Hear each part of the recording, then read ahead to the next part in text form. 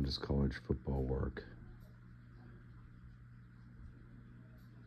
Trying to explain college football to the uninitiated often produces more questions than answer. Why do people root so fervently for teams that represent schools they never attended? Why are there 12 teams in the Big Ten and 10 teams in the Big 12? What is a Hokie? The fact is, very little about college football makes a whole lot of sense.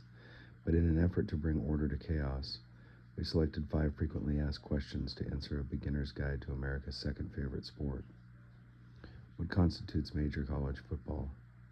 There are 4 levels of college football in the National Collegiate Athletic Association, but the one that really matters is the Football Bowl Subdivision, FBS. If you're scoring at home, the other 3 levels are the Football Championship Subdivisions, Division 1 and Division 2. There are 124 teams in the FBS, divided into 11 conferences. Notre Dame, Brigham Young University, Army and Navy are the only 4 schools in the Southeastern Conference.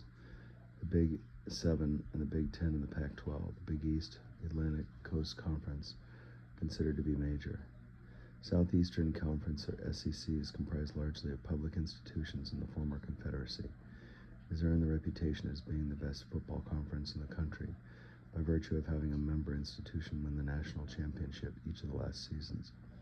The Big 12 is primarily in the Great Plains State and Texas. The Sooners of Oklahoma and the Longhorns of Texas are its traditional powers. The league, although still has a power, has lost 4 members in the last 2 years to conferences, while adding only 2 schools, thus the discrepancy between the conference's name and membership.